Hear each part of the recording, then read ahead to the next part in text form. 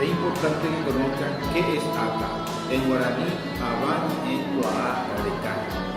Y en castellano es una asociación de investigación en traducción, terminología e intérprete guaraní.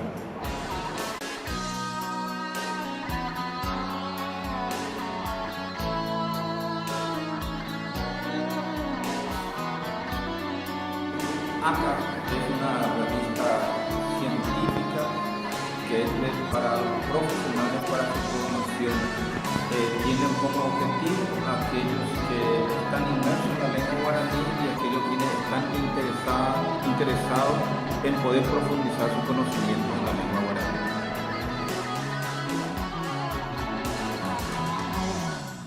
Si estás interesado en poder adquirir